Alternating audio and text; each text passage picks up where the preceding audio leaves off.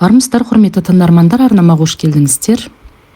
Бізде бүгін өте бір қызықты да жаңа әңгіме алдыда күтіп отыр. Бақсылық дегенге қалай қарайсыздар? Пікір қалдыра кетсеңіздер, әңгімеміз ұнаған болатын болса, лайк баса кетсеңіздер. Онкологиялық аурухананың ішіндегі науқастар жататын бөлмелерде бос орын жоқ. Ағасы Мұзафармен бірге келген Жанар алғашында жан-жағына үрейлене қарап, жеңгесі Нағима жатқан бөлмеге келгенде, көзінің қарашығы үлкейіп, бір жыл бұрынғы томпиған жеңгесінің түрін көріп зәресі қалмады. Аяғы жансызданып, төрде жатқан Нағиманың жанына жеткенше көзінен жас ыршып кетті. Басын әлсіз ғана қозғалтқан Нағима оған қарап, басын изегендей болды. Ағасының артына тығылып көз жасын сүртіп үлгерді. Жайқалып жүретін жеңгесінің мынадай жағдайдағы кейпіне қарап, аузына сөз түспей тілін жұтып қойды. «Амансың ба, көркем, келдің бе?» деп Нағима Жанарға қолын соза сөйледі. Нағима Жанарды жалғыз қайын сіңлісі болғасын ба, күйеуінің жалғыз бауыры болғасын ба, келін боп түскелі атын атамай көркем деп кеткен. Ешқашан Жанар деп атамапты. Соған сай, Жанар да Нағиманы шешесіндей көріп, екеуі бір-біріне еміреніп тұратын. «Келдім, көке, маған ренжіген шығарсыз», деді, өзінен өзі қысылып. Бір жыл бойы Алматыға ат ізін салмай кеткеніне ұялғандай боп. Жанар да Нағиманы ешқашан жеңге демеген, мама деп айтпаса да, жанынан жақын тұтып көке дейтін. «Көркемтай, саған ренжуге болмайды. Саған ренжитін болсам, Құдайдың алдында күнәһар болғаным ғой. Апам сені кетерінде аманаттап кетті. Оның үстіне сенің енді өз отбасың бар. Кеткен қызсың ғой. Толып жатқан төркінің де жоқ», деп басын көтергісі келіп, ыңырсып барып, дегімі қалды Нағима. «Көке, қозғалма. Мен енді күнде жаныңда болам». «Нағима, саған басыңды көтеруге болмайды. Қазір дәрігер шақырайын», деді. Мұзафар бөлмеден шығып кетті. Бөлмеде жеңгесі мен қайын сіңлісі қалып, бірер минут үнсіздік орнады. Сол кезде ғана Жанар кәдімгі дәрі-дәрмектің иісінің ащы, сасық болатынын сезгендей жан жағында тұрған дәрігерлерге қарады. Нағима бір бөлмеде жалғыз өзі жатқан. Ұядай ғана бөлмеде артық ештеңе жоқ. Керует пен үстел, жанында тубы орналасқан. Бір ғана терезе. Оның да пердесін жартылай ашып қойған. Тумбаның үстінде тұрған дәрілерге қарады. Бұрын соңды түрін көрмек түгіл, атын естімеген дәрілер. Үнсіз ғана жеңгесінің қолын сипап отырғанда, Нағима тағы сөз бастады. «Көркем, үй ішің қалай? Ербол қалай? Жалғыз келдің бе?» деді. Ұзатылғаннан кейін, бір жылдан соң, бірақ келген соң, екінші жыл өткенде осы жолы жеңгесінің халін білуге әзер дегенде сұранып шыққан Жанар, үй үшін қалай дегенде тіктеніп алды. Бәрі аман үйде. Ербол жұмысында, мен кеткенде жұмысына кеткен. 15 күні біткесін келеді. Енеңмен дұрыссың ба? Бәрі дұрыс. Көке, оларды қайтесіз. Өзіңіздің денсаулығыңызды ойлаңыз. Сағынып қалдым, деп жеңгесінің қолын қарнына дейін қысып, сүйеп, Жанар Нағиманың маңдайынан иіскеп, бір жыл бойы ішінде тұншыққан сырларын ақтарып тастағысы келгендей терең тыныстап алды. «Дұрыс бол, күйеуіңмен ренжіспе. Қанша дегенмен күйеуіңнің сөзі заң болу керек. Білесің ғой, ағаң екеуміз ешқашан үйде ұрысқан емеспіз. Соны көрген сен де өзіңнің отбасыңда үйде көргеніңді жасауың керек. Енең де, оны да сыйла. Айтқан ақылын тыңда, үлкен кісі ғой. Жаман болсын демейді. Көке, менде бәрі жақсы. Маған дәл қазір сіздің сауғып кеткеніңіз ғана маңызды. Енемнен де, күйеуімнен де сұранып келдім. Ағамның қасында болып, Балнұр мен Нұржанға қараймын. Сосын сізге де келіп тұрамын», деп Жанар жеңгесінің сөзін бөліп жіберді. Сырттан келген дәрігер мен Мұзафар екеуінің әңгімесіне кедергі жасадық па дегендей есіктің алдында аңтарылып қалды. «Нағима әпке, қалайсыз? Қыздар қалай қарап жатыр? Кешеге қарағанда кішкене жақсарған сияқтысы ғой», деп Бөлімдегі кезекші дәрігер, жасы 40-тарға жете қоймаған жас жігіт жандарына келді. Шүкір, жақсымын. Қыздар да жақсы қарап жатыр. Бүгін көркемім келіп, одан да жақсы болып жатырмын, деп Нағима сәл жымиғандай болды. Іштегі дерті тұла бойын жеп, кеміріп бара жатса да, сол сәттегі Нағиманың қайсарлығы тумасынан ақ кез келген артпалыққа оңай беріле қоймайтындығын белгісі еді. Жақсы болсаңыз сізге біраз демалу керек. Көп нәрсе ойлауға болмайды. Күнде өзім келіп қарап тұрамын. Әлі ақ үйге осы жерден аттай шауып жазылып, балаларыңыздың қасында осы күнді ұмытып, жай ғана басым ауырған еді деп отырасыз. Бүгінге жетер. Бұл кісілер үйге бара берсін. Ертең келсе де кіргіземіз, деп жұбатқандай болды дәрігер. Мұзафар, сен қала тұршы. Бола ма? Дегендей, Нағима дәрігерге қарады. Кеуіне айтатыны бар адамдай. Иә, ағам қалсын. Қарындасым сыртта күте тұрар. Қазір мен де басқа науқастарды аралап шығуым керек. Ағама тағы 5 минут қосайық, деп дәрігер көзбен Жанарға ымдағандай болды. Онысын тез түсіне қойған Жанар да Нағиманың маңдайынан сүйіп, ертең келем, балаларды көрейін, тезірек барып, деп дәрігермен қосылып шығуға дайындалды. Жақсы, сосын айтармын, деп Нағима да Жанарды қимай, көзінде айтатыным көп дегендей, сұраулы жүзбен қарап қоштасып қалды. Сыртқа шыға бере Жанар ойына қайдан түсе қалған белгісіз дәрігердің қолынан ұстап, аға, бір сұрақ қойсам бола ма? Деді өз сөзінен өзі селк етіп. Иә, айта беріңіз. Сіз Мұзафар ағаның қарындасысыз ғой? Иә, жалғыз қарындасымын. Атыраудан бүгін ғана келдім. Жеңгемді 1 жыл көрмей, деп булығып барып жылап жіберді Жанар. Қойыңыз, мына жерде жылауға болмайды. Сіз сияқты қанша адам жүр, олар көрсе. Жақсы, жыламаймын аға, деп көзінің жасын жеңмен тез-тез жанталаса сүртіп. Аға, шыныңызды айтыңызшы, көкемнің қанша өмірі қалды? Деді көзін тас жұмып. Мұндай сұрақтардың талайын естіп, небір аурулардың тарихын білетін дәрігер көп ойланған жоқ. Барлық аурудың емі бар. Дұрыстап емделсе, кез келген аурудан айығып кетуге болады. Уақытында емделу деген бар. Оның үстіне біз қолымыздан келгенше көмектесіп жатырмыз. Басқа сұрақтарыңыз болмаса, мен басқа да науқастарды аралауым керек еді, деп Жанардың не дейтінін күтпей дәрігер ұзын коридормен жүре сөйлей жөнелді. Рахмет, көкем бұл ауруды жеңіп шығады. Бірақ қалай бұлай болды, деп Жанар ортаға тұрған орындыққа отырып, ернін тістелеп, үнсіз солқылдап қоя берді. Дәрігер мен Жанар сыртқа шыққанда бөлмеде кеумен қалған Нағима Мұзафарға қарап ұзақ жатты. Әйелінің аузынан шыққан сөзін аңдып отырған Мұзафар да үндемей Нағиманың қолын сипап отыр. Мұзекем, шаршадың ба? Деді кенет. Нағима, шаршаған нес? Дәрігер келесі аптада шетелден келетін дәрігерлерін салады. Маған сенің аман есен үйге келгенің керек. Мен шаршамаймын. Маған алаңдайтын рейтің жоқ. Балалар да жақсы. Мұстай, көркемді шақыршы. Менің екеуіңе айтатын тапсырмам бар еді, деп күйеуінің көзіне қарады. Жанка сыртқа шығып кетпесе, деп есікке қарай беттеді Мұзафар, адымдай басып. Әйелінің дәрі дәрмегі емнен бөлек Мұзафар оның әрбір айтқан сөзін қалт жібермей, ауруханаға түскен 2 аптаның ішінде осы жерде Нағиманың жанында түн ауғанша болып, үйіне жатар орнына ғана баратын. Палатаның алдында орындықта бір үсіп, бір қолымен басын сүйіп отырған қарындасын көріп, Мұзафар есік пен екі ортада шақырсам бәлде, деп ойланып барып, Жанкатай, бері келші, көкең бірдеңе айтам дейді, деп қарындасын шақырды. Орнынан атып тұра сала бөлмеге 2 аттап жеткен Жанар жеңгесінің жанына барды. Бөлмеде отырған үшеуінің арасында тағы да үнсіздік орнады. Себебі Нағима бір сөзді айтса, екінші сөзді айтуға шамасы жетіңкіремей, ентігіп қалып барып сөзін жалғайтын.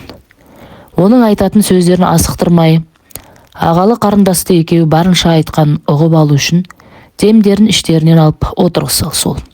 Мұстай, Балнұр мен Нұржан жақсы жүрме? Оларды мына жерге әзір әкелмей-ақ қойшы, қорқып қалар. Балалар жақсы, оларға алаңдама, әкелмеймін. Мамам үйге тезірек емделіп келеді. Сосын бәріміз тауға барамыз дейді Балнұр. Нұржан былдырлап бірдеңелерді айтады деп Мұзафар әйелін алдартқасы келді. Балалар туралы айтқанда Нағиманың көзінен жас тамшылап ағып жатыр екен. Оны көрген Жанар бет орамалымен жеңгесінің жасын сүртіп, артынша өзінің көз жасын сүртіп, мұрны пышылдап төмен қарай берді. Сендер неге жылап отырсыңдар? Жанка, сен неге жылайсың? Қойыңдар бұларыңды, деп Мұзафар еркекті қасиетіне салынып, әйелімен қарындасын жинап алғысы келді. Ішінен өзі де әйелінің мұндай халге айналасы бір айдың ішінде түскеніне мүжіліп, уайымға салынып жүрген. Бірақ онысын сыртқа білдірген емес, әсіресе әйелінің алдында қамығып көрмеген. Мұстай, деді Нағима көзінің жасын тоқтатып. Сен шетелден дәріні алдырмай-ақ қойсаң қайтеді? Мен, Нағима, сен толық емделіп жазылып кетуің үшін қай жақтан 40 мың қызыл болса да алдыртам. Тек сен соны қабылдасаң болды. Алдыртпа дегенің не? Басым аман болса бәрін табам. Тек сен осы жерден шықсаң. Мұстай, мен енді мына төсектен екі аяғымды сау басып, балаларымның жанына барып, үйірме қосылам деп айта алмаймын.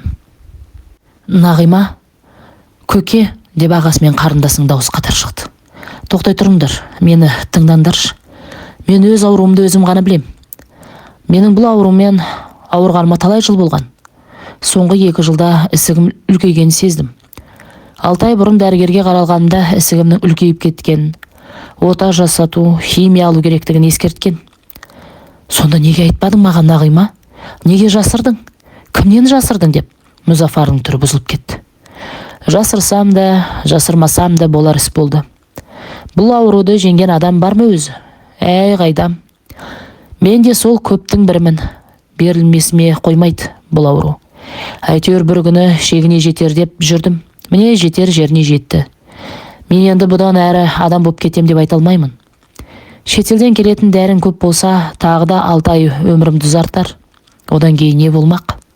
Білем, бәрің менің көңілімді аулап, дәрінің күшімен сауып кетесің деп сендіргілерің келеді. Бірақ мен өз жанымның ауырғанын өзім ғана сезем.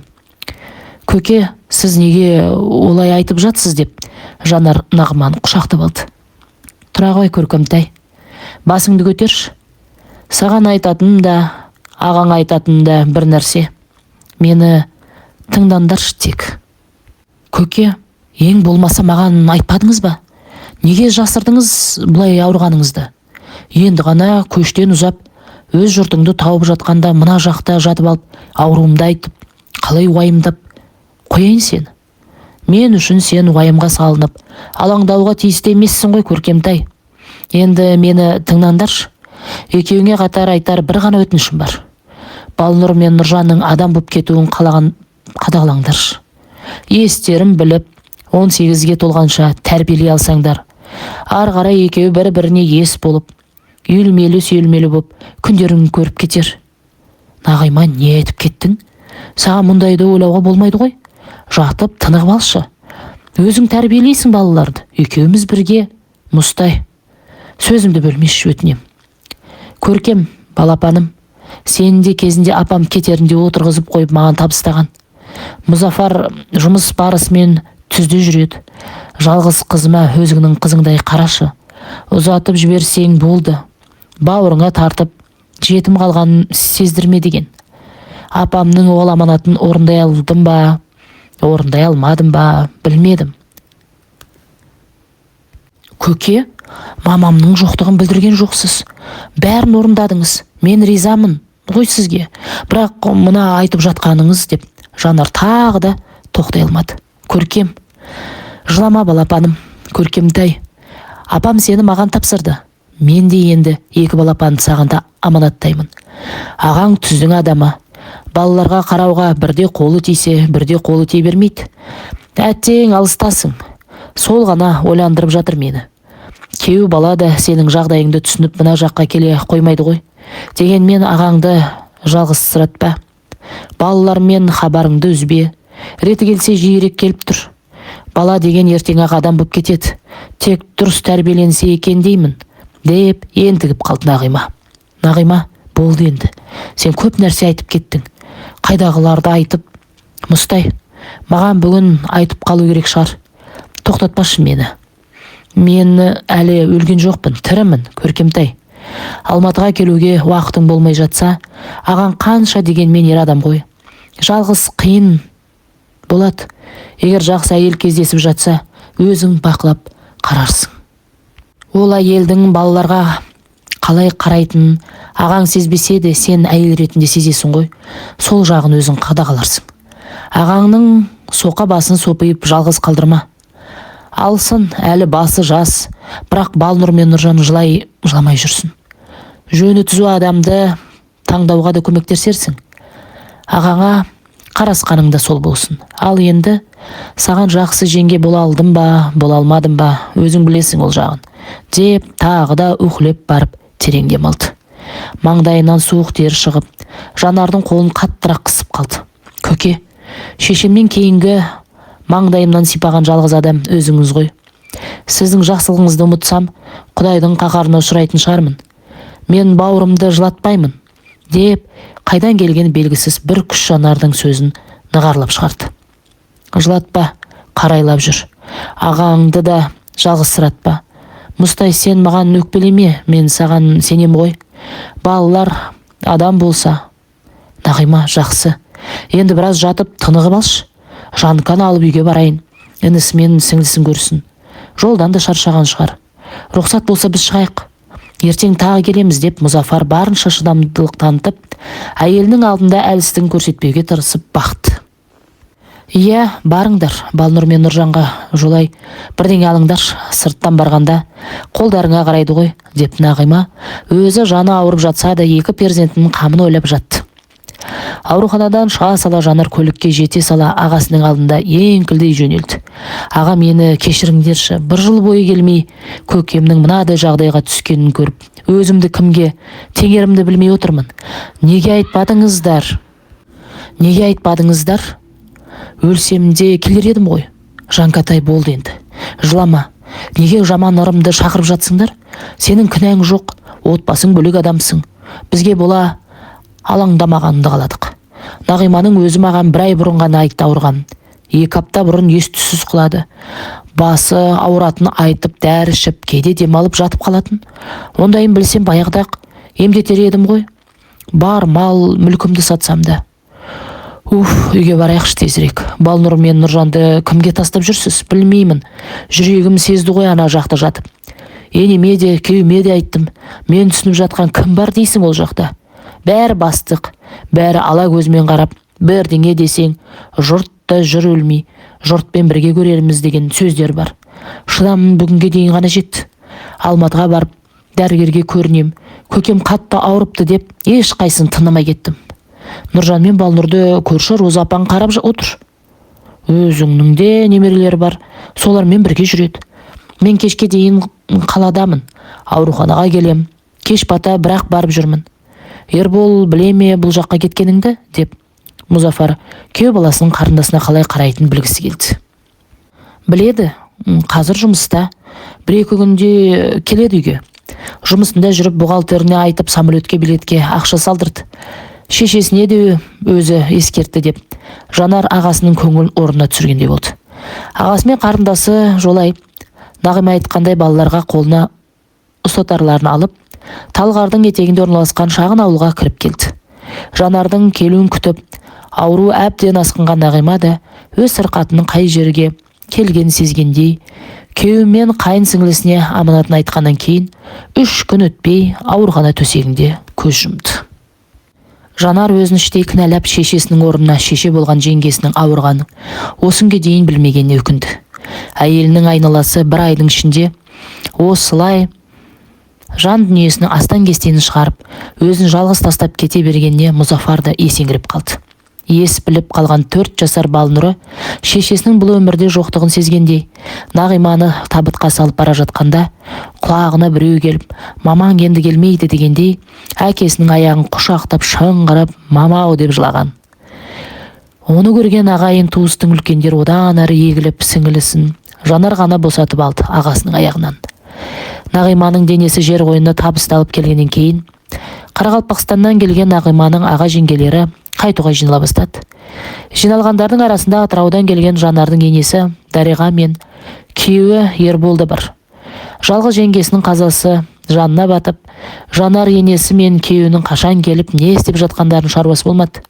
Кішкентай Балнұр мен Нұржанды жуындырып бола бергенде есіктен сығалап Ербол келді бөлмеге. Жанар, сыртқа шығып кетші, ақылдасатын шаруа бар еді деді. Артық ештеңе деместен әйеліне соңымнан ер деген белгі беріп, сыртқы есікке беттеді. Есіктің алдында отырған ағайын туыс пен кейбір көршілерден жырақтау жерге барып, ерлі зайыпты екеуі бұл үйге келгелі бірінші рет бетпе-бет келіп тұр. Жанар, апам ертең Атырауға кетеміз деп отыр. Қайтуға билет алуымыз керек. Қайтсаңдар қайта беріңдер деп Жанар дөңк еткізді. Сен не істедің? Дәрігеріңе көріндің бе деп жұмсарта сөйледі Ербол. Әйелінің қайғысы жанына батып, аушылы тұрғанын байқап. Қайдағы дәрігер Ербол? Менің ауруым көкемнің ауруының жанында түкке тұрғысыз боп қалды. Құдай берем десе өзі берер бір сәбиді. Болмаса дәл қазір Құдайдан бала сұрап, дәрігер жағалайтын жағдайда емеспіз ғой, көріп тұрсың. Апамды ертіп кете беріңдер екеуің. Мен ағамның жанында көкемнің 40-на дейін боламын. Апта сайын бейсенбілігін береді. Жалғыз ағамды қайда тастап кетем? Өзің айта алмасаң, апама өзім айтармын деп, Жанар мылтығын оқтағандай, қандай сұраққа болса да қатал жауап беруге дайын тұрды. Ауылда да тіршілік бар емес пе? 40 күн не істейсің мына жерде? Апам қалай түсінеді? Ертең ауылға барғасын менің миымды жейді. Бәрі жабылып сосын. Не сосын, Ербол? Сен менің жалғыз жеңгем қайтыс болған, ағам кішкентай 2 баламен жетімсіреп қалған түсініп тұрсың ба? Ең болмаса сен қолдау білдіреме десем, деп Жанар борылды да үйге қарай кетті. Төргі бөлмеде қарал үйге келген кеткен кісілермен көрісіп, Нағиманы жоқтағандардың ішінде Дариға да отырған. Бір сәтте бөлмеден сығалаған оның басын көріп, сыртқа шығып кетті. Екеуі сыртта тұрып жарты сағат әңгімелесті. Дариғаның қабағы біресе түйіліп, біресе жазылып, әйтеуір ұлы екеуі бір ымыраға келгендей үйге кірді. Кіре сала Дариға балаларын жатын бөлмесінде 2 баланы жұбатып отырған Жанарға келді. Жанар, біз ертең Ербол екеуміз ауылға кетеміз. Тірі адам тіршілігін жасайды деген қарағым. Жылап сықтап 40 күн жоқтағанымен Нағима енді қайтып келмейді. Бәріміздің басымыздан өткен қайғы бұл. Ешкімнің дәм тұзы қашан таусылатынын тап басып айта алмайды. Ағаңның жанында 1-2 күн боларсың. Бір бейсенбілігін өткізіп, 1 аптадан соң елге қарай қайт. Ол жақта да саған келімді кетімді адамдарың болады. Ағаңа түсіндіріп айтарсың. Қу тіршілік ешкімнің жағдайына қарап тұрған жоқ. Орында бар оңалар. Ағаңда осы жердегі ағайын туысы бар. Бір амалын табар деп, осымен әңгіме бітті дегендей төргі бөлмеге қарай келіп қалды. Дариғаның бір бетке шуланғанда қаһарына мініп, шарша сөйлегенде жанында адам тұруы мүмкін емес еді. Енесінің Азулы Арыстанның апасы екенін келін боп түскен алғашқы күндерден ақ сезген Жанар. Сондықтан да оның бір айтқан шешіммен қарсы келіп, өзіңдікін дәлелдеп бағу бос әурешілік боп қалатын. 30-ында күйеуден жесір қалып, 5 баласын жалғыз өсірген Дариғаның мірдің оғындай әр сөзі заң болатын. Бұл жолы да Жанар енесіне қарап, ауыз ашпақ түгел басын көтеріп, көзіне тік қарауға бата алмады. Ертесіне күйеумен енесін шығарып салды. Қарақалпақстаннан келген Нағиманың аға жеңгелері де қайтты. Келіп жатқан жұрттың қатары серей бастап, адам аяғы басылғанда үйді тазалап жүрген Жанар жеңгесі екеуі түскен суретке көзі түсіп кетті. Осыдан тура 10 жыл бұрынғы сурет. Ол кезде Жанар енді ғана бой жетіп, 13-ке келген шақ. Нағима келін боп түскесін 1 жылдан соң енесі қайтыс болған. Енесі көзінің қарашығын табыстап кеткен соң Жанарға өз қызындай қарай бастағанды содан. Оның үстіне Нағима біраз жыл бала көтере алмады. Жанар ағасы мен жеңгесінің тұңғышындай болды. Нағима екеуі ағасы жұмыс бабымен кеткенде Алматының көрікті жерлерін аралауға шығатын. Жанар қыз баласы боп түрлі киімдерге қызығып, өсті басына қарай бастағанда Нағима оның бетін қайтармайтын. Қалаған алып беріп, қатарластарының арасында қайын сіңлісін ерекшелеп қоятын. Суретке екеуі Әуезов атындағы театрдың алдында түскен екен. Сол күн есіне түсті. Нағима екеуі таң атпай қалаға шығып, дүкендер аралап, түстен кейін театрдың алдынан өтіп бара жатып, кездейсоқ билет алды да кешкілік театрдағы қойылымды тамашалап шыққан еді. Сонда жеңесі қайтар жолда Жанарға суретті шығартып алған соң, мына суретті қарап ал, кейін сен де менің қызымды осылай театрға әкеліп жүресің, киімдерін өзің таңдап әпересің, сіңілің болса өзің қарайсың, сенің ізіңе ертем де жіберем, мен енді ініңмен қала берем. Менде бір ұл бір қыз болады, үлкеніміз қыз бала болса есімін Балнұр деп қоямыз, сосын ұлымыздың есімін Мұстайға ұнайтын Нұржан деп қоямыз дегені барды. Айтқандай ақ алғашқысы қыз болды да есімін Балнұр қойды. Екіншісі ұл болып Нұржан деп атады. Суретке қарап біраз нәрселермен жеңгесінің сол айтқан есіне түсіп, Жанар көз жасы тарам-тарам боп үй жинаған құрлы кемсеңдеп жүрді.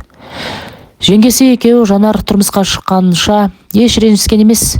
Бұл да жеңгесінің көңілін қалдырып, қайын сіңлісі боп қарсы сөз айтпаған. Екеуінің жеңге мен қайын сіңлісі емес, анасы мен қызындай болып қарым-қатынастарына ел сүйсініп, жұрт қызғарлықтай болатын. Анасынан кейінгі асылынан айырылған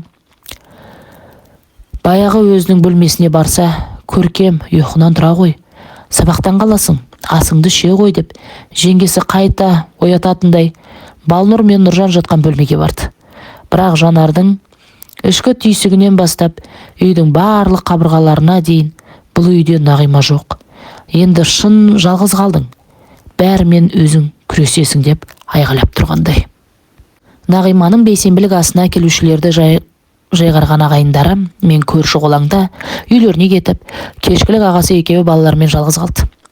Ағасы да Жанардың ашылып бірдеңе айтамай жүргенін сезді ме, балалар ұйықтаған соң қарындасымен сөйлескісі келді. Жанкатай, көк шай қоя аласың ба? Ұйқым келмей тұр. Ертең жұмысшыларында жағдайын біліп қайтуым керек. Ол жақ не болып жатыр, Құдай білет деді. Ағасының айтқанын күткендей Жанар да ас үйге барып шай қойып, балалар жатқан бөлменің есігін бір қарап келді. Балнұр мен Нұржан пысылдап ұйықтап жатыр екен. Жанка, құдағилар аман есен жетіп пе? Ерболмен хабарластың ба? Деді Мұзафар кесені қолына ала бере.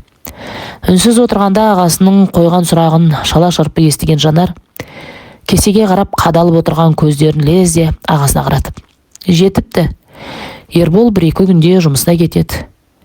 Дариға қызымен екеуі үйде екен дегенде Мұзафар ішіп отырған кесесін қоя салды. Жанкатай, Дариға дегенің не? Енең ғой. Сен апа деп, болмаса мама деп. Ағатай, мен оны өтірік апа, мама дегім келмейді. Шаршап, шыдамым бітуге жақындады. Дариға дегенім үшін ар сотының алдында да кінәлі емес шығармын. Ішімнен тынып 2 жылда не көргенімді айтсам, сізді ашуландырып алуым мүмкін. Құдай соттаймын десе алдынан оны соттар, артынан мені соттар. Оған сенімімдімін деп, Жанар 2 жылдан бері шығара алмай келген запыраны шығарғысы келді. Тоқта, олар саған не істеді сонда? Деп Мұзафар қарындасының ішіндегі айта алмай жүрген 3 құсасын білгісі келді. Ағатай, ол әңгіме ұзақ әңгіме. Оны тыңдамай-ақ қойыңыз. Қысқасын айтқанда, мен бала көтере алмаған үшін ол үйде артық адаммын. Күнде ішкенімді ірің, жегенімді желім қылып отырады. Атыраудың ауылының қарапайым бір қызын алуымыз керек еді деген орындалмай кеткен арман айтып келе жатқаны 2 жыл болды. Одан қалса, өткен жылдан бері кіші қызы ажырасып келіп 2 баласымен үйде. Дариғаның қамшысының дүресіне қызының қанжар пышағы қосылды. Екеулеп сөзбен ақ жон арқамды тілгілеп болды. Асылында мен оларға жақпай-ақ қойдым. Осы жолы жеңгеме барам, бір жағынан дәрігерге көрініп келем деген сылтауымды күйеуіме мың зарлап отырып, айтып әйтеуір жібергендер осы еді. Мен жоқ болсам ол үйдің шаруасы бітпейді. Бар болсам екеуі тышқан аулаған мысыққа ұқсап, басқан ізімді аңдып отырады. Бабын таба алмадым енемнің. Оған қызының қыршан қылығы қосылды. Қызы шешесін айдап салып, шешесі баласын айдап салып, миым тұтасып, мына жаққа неге келдім? Кімге тұрмысқа шықтым? Кімді бақытты етем деп жүрмін деп ойлана бастадым. Сонда Ерболда саған бірдеңе дей ме? дейтін жерінде дейді. Екеуі ара қалғанда үндемей қоя салшы, жалғыз шешем, әпкем де кетеді, қайта қосылады, шыдай тұр деген. Жаттап алған мақал-мәтелдері бар. Шыдай тұр, қоя сал, үндеме дегеннен де шаршадым. Көкем ұзатылып бара жатқанымда, жат жұрттық болғасын маңдайыңа жазған көресің. Барынша күрес, жаман келін деген атқа қалма, менің үйреткендерімді жаса, білмегеніңді өмір өзі үйретеді. Енеңе ешқашан қарсы келме. Үлкен адам біреуін күліп айтса, біреуін қабағын түйіп айтуы мүмкін. Бірақ өмір көрген адамдар қашанда дұрысын айтады. Жастар үйренсін дейді.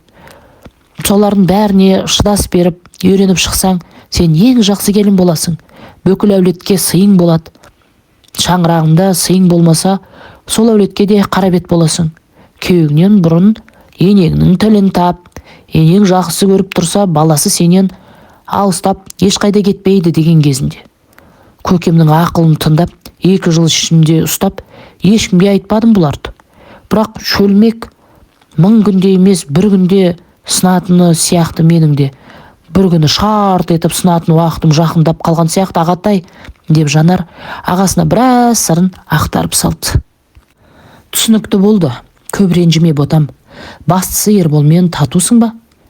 Енеңде үлкен кісі болғасын, бірде ақылын айтатын шығар. Сосын немере керек десе, әлі жассың ғой, емделесіңдер. Алла тағала асықпайды. Біз асыққанмен Ерболды да түсін. Жалғыз анасы болғасын ешқайда тастап кетпейді. Әкелері жоқты ешкімнен кем қылмай өсірген жалғыз шешелер болғасын, әйелме солай дедің деп қарсы шығуға оның да қақысы жоқ. Өмірді сүре берсең көре бересің. Жанкатай, сенен де жағдайы нашар, халі мүшкіл адамдар бар. Соларға қарап шүкіршілік ет. Ал дәрігерге қарау керек болса, мен ертең-ақ апарайын, таныс жігіттерге хабарласайын. Жоқ аға, қажеті жоқ. Сол жаққа барғасын-ақ емделе жатармын. 1 аптадан соң Атырауға қайт деген бұйрығы бар Дариғаның. Оның бұйрығы орындалмаса, айлап, жылдап қылмыскер адамның оның қаһарына ұшырайсың. Мен түгіл өзіңнің туған балалары мен қыздарының өзін қарғап сілеп отырады. Оның қасында келін біздер кімбіз оған? Ешкім емеспіз. Келін деген оның ойынша далада ағып жатқан сумен тең. Шелекпен әкеледі де үйің алдына төге салады. Мен ең дұрысы ертең билет алып қайтуға жиналайын. Көкемнің 40-ына келем. Балнұр мен Нұржанды амалдарсыз көрші Роза апайға тапсырып, менің қазір бір ғана миссиям бар, аға, бала көтеріп, енемнің жүрегін тыныштандыру.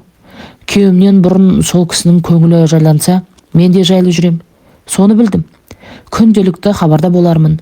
Көкемнің бейітін басын орнатқанда айтарсыз. Барғасын Ерболмен де сөйлесем ғой, деп Жанар сөзін аяқтады. Қарындасын жай күйіне барынша, қанық болмаса да, тұспалдап қана біліп отырған Мұзафар Жанарға артық сұрақ қоймады. Енесі Дариғаның бұйрығына сәйкес Жанар 2 күнде жиналып, ағасымен кішкентай іні сіңлісімен қоштасып Атырауға кері қайтты. Кетер кезде 1 күн бұрын жатар алдында сәл де болса ес біліп қалған 4 жасар Балнұр бұны құшақтап жатып былай деген: Жанка тәте, енді сіз көп келмейсіз бе? Деді сұраулы жүзбен. Неге? Мен ертең өзімнің ауылыма барамда, мынандай күн боламда, сендерге қайтып келем деді Жанар, 5 саусағын көрсетіп. Ол деген көп бе аз ба? Мен неше күн ұйықтаймын? Нұржан неше күн ұйықтайды сосын? Сен де, Нұржан да мынадай күн ұйықтайсыңдар. Мен келем, деп іші алай-дүлей боп жатса да, Жанар сыр білдірмей: Роза тәтенің үйінде күтіп отырамыз ба сізді? Я, Роза тәтең сендерге тамақ беріп ойната тұрады. Сосын мен келем. Жанка тәте, ау, енді мамам келмей ме? Ұзақ үнсіздік. Жанар бұл сұраққа қалай жауап берерін білмей әбден абдырап барып: Неге келмейді? Келеді. Мамаң ауырып қалды ғой. Ол ауруханада жатыр. Сендер Нұржан екеуін тентек болмай тыныш жүрсеңдер тезірек келеді. Онда неге мамамды алдында бір ағалар алып кетті? Деп Балнұр Жанарын енді алда сұратуына көнбейтіндей сыңай танытты. Жанардың денесі мұздап кетті. Ол ағалар мамаң тоңып қалғасын көрпеге орап ауруханаға алып кетті. Мамаң тез жазылып болғасын келеді. Ал мама келгенде сіз де келесіз бе? Деп сіңілісі тығырыққа тірей бастады. Иә, мен де келемін, мамаң да келеді. Балнұр, ұйықтайықшы. Нұржан ұйықтап қалыпты. Әне, ертек айтайын ба саған? Егер тез ұйықтап қалсаң, үлкен қыз боласың деді, аузына сөз түспей. Қандай ертек айтасыз? Қазір ойланып қалайын деп жатқанда, сіңлісі сөзін тағы да жалғады. Мамам сияқты айтыңызшы. Ол күнде Нұржан екеумізге Ханшайым мен гүлдер туралы ертек айтатын. Мамам ертек айтқанда, Ханшайым біздің бөлмеде бізге қарап тұратын. Жақсы айтайын. Сен тыныш жатып тыңда. Әйтпесе Ханшайым келмей қояды. Баяғыда деп бастап, ойына қапелімде ертегі түсті. Өзі оқитын мақта қыз бен мысықты түрлендіріп айтып, сіңлісін құшақтап, өзі де ұйқыға кеткен. Ертесіне Жанар Атырауға ұшып кеткен еді. Мұзафар мен Жанар бір шеше мен екі әкеден туылған бауырлар. Шешелері жаңылған, екеуін екі әкеден туса да, бұл екеуінің бір-біріне деген бауырлық махаббат өзгеше. Мұзафар Жанар десе, Жанар Мұзафар десе жан беруге дайын. Ешқашан екеуі екі әкеден екендіктерін сыртта да үйде де білдірмеген. Мұзафардың әкесі Байназар кезінде Қазақстан Компартиясы аудандық комитетінің бөлім меңгерушісі, одан кейін қалалық тамақ өнеркәсібі бөлімінің басшысы сияқты белді қызметтер атқарған. Шешесінің айтуынша, Мұзафардан кейін бала көтермеген соң, жаңылған мен Байназар дәм-тұзы жараспай ажырасып, ақыры соңында Байназар Ақмола жаққа кетіп, соңынан хабарсыз ұшты-күйлі жоқ. Оны жаңылған да іздемеген. Бір баламен жалғыз қалған жаңылған 10 жылдай жалғыз өмір сүріп, кейін Жанардың әкесі Тілектеспен көңіл қосып некелескен. Тілектестің жаңылғанмен қосылғанға дейін алғашқы семьясы 5 ұлы болған екен. Бірінші әйелмен ажырасқан соң бірге жұмыс жасайтын жаңылғанды алған. Тілектестен Жанар дүниеге келіп, қыздары 6-ға толғанда жаңылған тағы жесір қалған. Жаңылғанды ұлымен бірге алып, бір шаңырақтың астында енді ғана бақытты өмір сүреміз дегенде, іс сапармен кеткен Тілектес жол апатына түсіп қайтыс болған. Бір ұл, бір қызбен екінші күйеуінен айырылған жаңылған Тілектес қайтыс болғаннан кейін аса қиыншылыққа тап бола қоймаған. Себебі Тілектестен қалған бар мал мүлік, шаруашылық жайы Жанарға мұралыққа өткен. Көзі тірісінде Тілектес те Мұзафарды бауырына тартып, Мұзафар да оған әкесі ретінде қарап, екеуінің арасында бірін-бірі өгейсінген жағдайлар болмаған еді. Тілектеске тегендегі жаңылғанның бір мақсаты жалғыз ұлының жанына ермек болар, ізіне ерер бір ізбасар болса деген. Ол ниет мақсаты да орындалып, өмірге Жанарды әкеліп үлгерген. Мұзафар мен Жанардың арасы бір шама алшақ болса да содан, бірақ екеуіне шешелері берген тәрбиесінің мықтылығы сол. Ешқашан әкең бөлек, шешем бір деп бөлектенуге әкелмеген. Мұзафар Жанарды кішкентайынан арқасына отырғызып еркелетіп, қарындасым, қарлығашым деп бар мейірім төксе, Жанар да Мұзафардың өзіне қалқан екенін біліп, барынша еркелеп өскен. Қазіргі таңдағы Мұзафар айналысып отырған бар шаруа қожалық сол кезде Тілектестен қалған байлықтың жалғасы. Яғни ағасының қазіргі байлығының ішінде Жанардың еншісіндегі дүниелер де бар. Бірақ шешесі көз тірісінде дүние мүлікті бөліп жарып, жанжалға түспеңдер деп ескерткен тағы бар.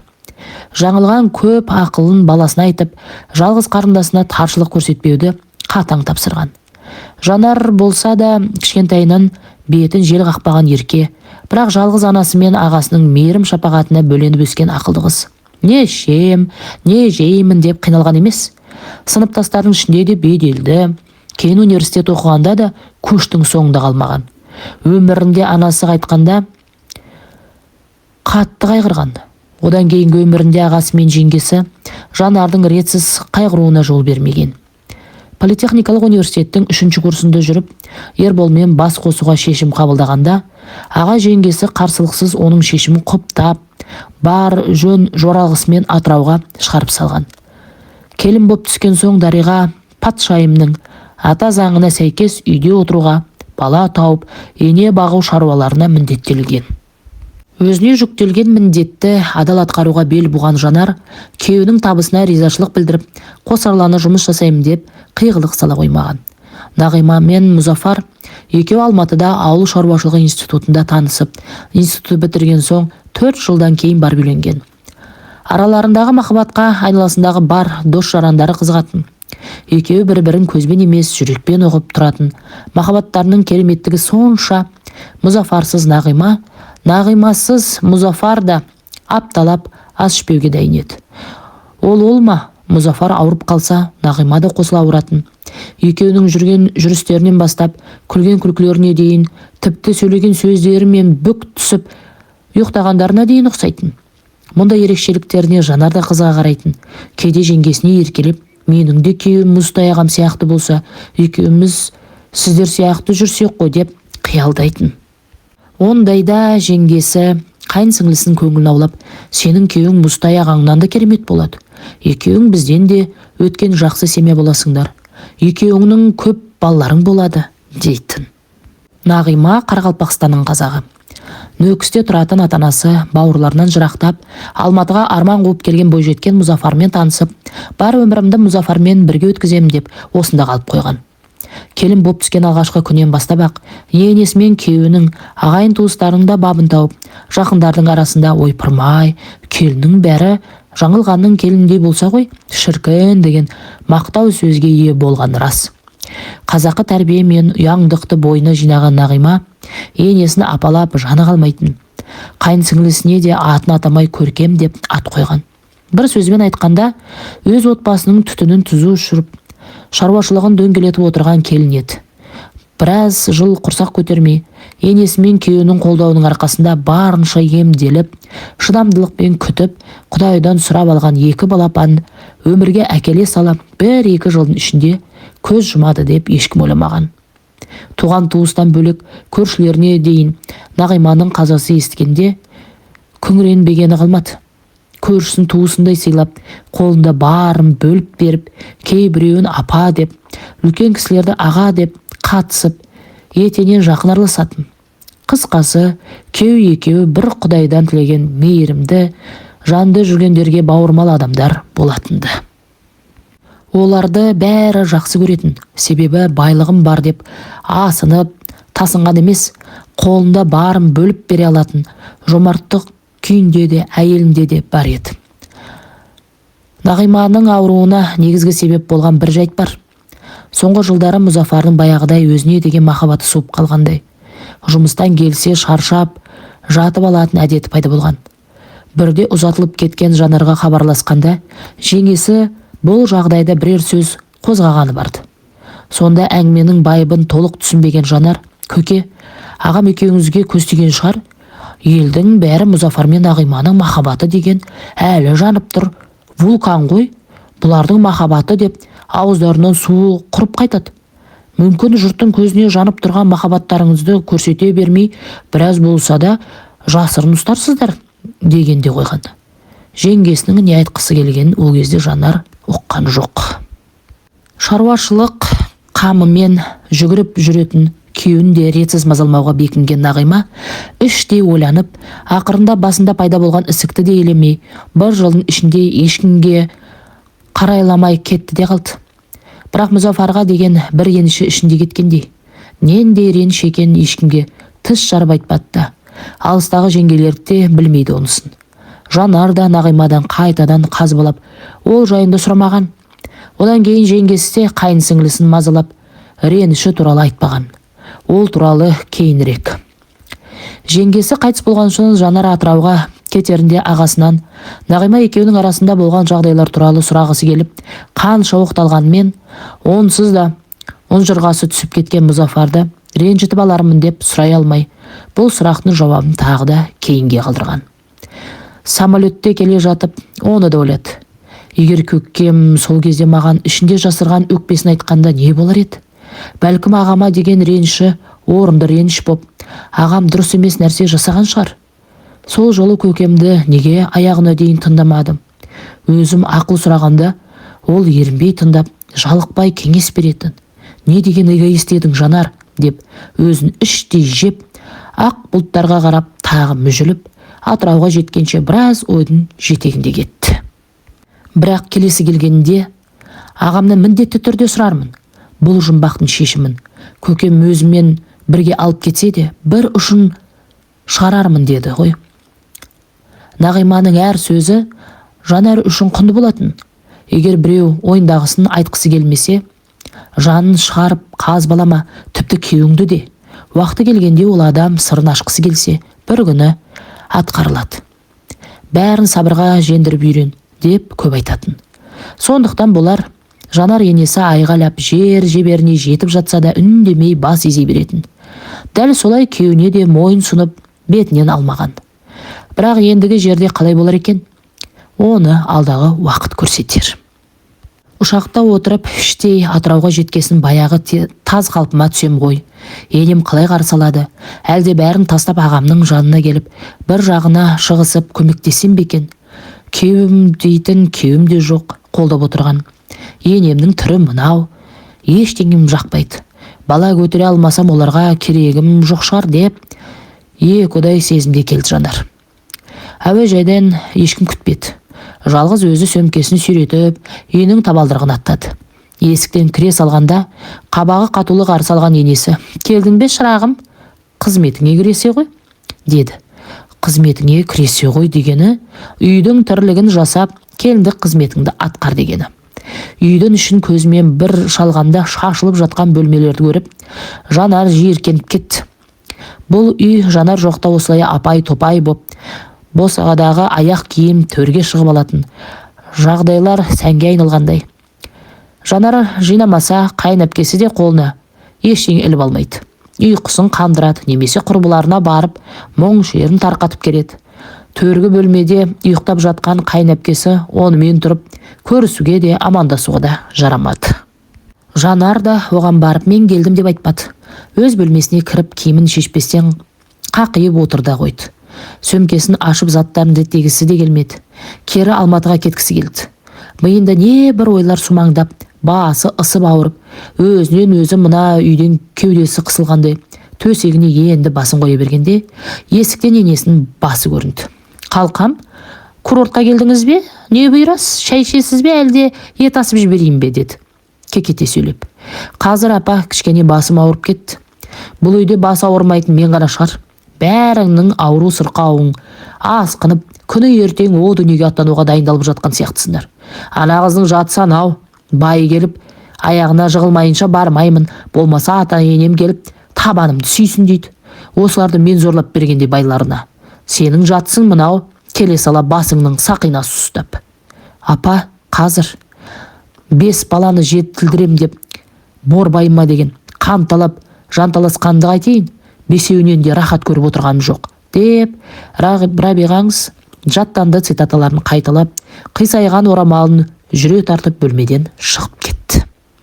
Шешесінің даусынан оянды ма, әлде өзі оянды ма, төргі бөлмеде 2 баласымен жатқан кіші қайынәпкесі келіп Жанарды құшақтап, аузың ұшымен ғана артық айырыл болсын, артының жақсысын берсін деді де қойды. Болды, берекесі қашқан мына үйден безіп кетуге таяп, азарланып жылағысы келді Жанар. Жанар келген күннің ертеңіне Дариғаның сіңілдері бастаған топ, көршілері бар, басқа да жамағаттар оған көңіл айтуға келіп жатты. Келін болғанда 2 жыл болса да Жанар келген адамдардың кейбірін танымайтын. Себебі туысқандардың той томалағына да, өлім жетіміне де бұлар көп бармайтын. Барлығына енесі өзі барып, ілуде бір жастардың қуаныштары болса ғана күйеуі екеуін жіберетін. Онда да Ербол үйде болғанда барады. Баласы жұмыста болса, Жанар бұл үйден аттап баспайтын. Сондықтан да көршілерден басқа туғандарымен Жанардың аралас құраластығы жоқ. Оның үстіне Дариға да әйелі болып, үйдің иесі болып, өздігінен қонақ шақырмайтын. 15 күндік жұмысы бітіп Ербол да келді. Әйелін Алматыда көрсе де, дұрыс сөйлесе алмағаннан ба, келе сала айналшықтап Жанардың жанынан шықпай жүрді. Жанарға бірдеңе айтқысы келді ме, әлде әйелінің шынын сағынғаны ма түсініксіз. Осындайда баласы әйелінің жанына жақындағанын сезіп қалса, Дариғаның ұстама ауру ұстап қалатын тағы бар. Мұндай жағдай алғаш болғанда, Жанар кенже баласы болғасын аналық махаббатпен қызғанатын шығар, маған көңілі ауып кеткенін қаламайтын шығар деп түсіністікпен қарайтын. Бірақ 2 жылдан асса да шешесінің баласына деген қызғанышы үдемесе басылған емес. Бүгінде баласының өз бөлмелеріне кірген сезіп қойып айғайлап: "Ербол, мынаны бүйте қойшы, ананы сөйте қойшы, бұл үйде еркек жоқ қой, бұны жасайтын" деген сөздерін қарша бұратып, қалайда Жанардың жанына жуып кеткенін жақтырмай жүрді. Шешесінің осындай қылығынан шаршанды ма, әп сәтте түрі бұзылып бағанадан бері төккен бар мейірімін қайтып алғандай, Ербол шешесінің жанына барып келген соң, дастархан басында екеуден екеу отырғанда Жанарға қарап қабағы түйілді де қалды. Осы үйдегі жалғыз жақтасы болады деген күйеуі де мән беріп, халын сұрмағасын, Жанар түскі асты беріп болғасын бөлмелеріне келіп жатып қалған. Бір уақытта ас үй жақтан енесінің дауысы қаттырақ шықты. Келді ғой, келмей қайда барады? Ажалы келген адам өлетті. Жылдық асына дейін жатып алатын түрі бар, оған салсаң. Телефон арқылы енесінің кіммен сөйлесіп жатқанын білмесе де, Жанар бұл әңгіменің нақты өз жайында екен сезді. Бір уақытта енесі ас үйдің есігіне әдейі жақындады ма, дауыс одан әрі қаттырақ шықты. Ойбай-ау, осындағы қырғын қыздың біреуін алуға болар еді ғой. Жетпегір, мына тыңдамады ғой біздің ұл. Алматыдан қосарланып келді де, қазір жүрістері мынау, ай сайын, апта сайын доқтыр жағалап, білмеймін бедеу қаттының. Алтын болды ма әйтеуір, бәріміздің сығалап қарағамыз сол. Кетерде де қоярды қоймай Алматыдағы дәрігерге барып емделіп деп келсем, бара сала басының қайда қалғанын білмей қалған шығар. Менің қаһарыма ұшырағанда осындай болады да. Айтқанымды тыңдамай кетіп еді, не болды енді? Деп, Жанар естісін дегендей, ортаңғы бөлмеде телефонның құлағынан түсірмей, арғы жақтағы тыңдаушысының құлағының құрышын қандырды Дариға. Әңгіменің жалғасын сыртта жалғастырайын дегендей, енесі телефоны құлағына түспеген күйі үйден шығып кетті. Енесінің бұл жолғы әңгімесінен Жанар көзіне жас алмады. Керісінше ызаланып, бойын әлде бір ашу кернеп, осының арманын орындап, ұлынан кете берсем не болар екен деп үнсіз жата берді. Жұмыстас досының үйіне кеткен Ербол келгенде, Жанар булығып, енесіне барып айта алмай, тезірек күйеуінің келуін күткен. Бөлмеге кіре берген Ерболды қолынан сүйреп, есікті жаба салды. Ербол, осы ма, апама не керек осы? Мен Алматыға барып ойнап келгенім жоқ. Ең болмаса көкемнің әруағын сыйласа болар еді ғой. Денесі суымай жатып. Жанка не болды? Әруақты сыйламайтындай не? Оны қойшы. Құдай тағала бала бермесе мені жұрттың бәріне неге жамандай береді? Бедеу қатын деп қашанға дейін бетіме басады? Мүмкін мен кетермін бұл үйден. Ұрпағымды жалғастыра алмайтыным рас болса, мен ұстама. Осында жүрген қырғын қыздың біреуін алып берер саған. Бүкілі Атырау білетін шығар менің бедеу қатын екенімді. Үйге кім келсе де айтатын осы. Аузымды ашып бірдеңе дейін десем тыңдамайды. Жанка, кімге айтты, не деп айтты? Не қыласың, мамам сондай енді. Айттық қой, емделеміз деп. Бірінші бөлімнің соңы. Жалғасы бар құрметті тыңдармандар. Әңгіме ұнаған болса лайк басып, пікір қалдыра кетсеңіздер.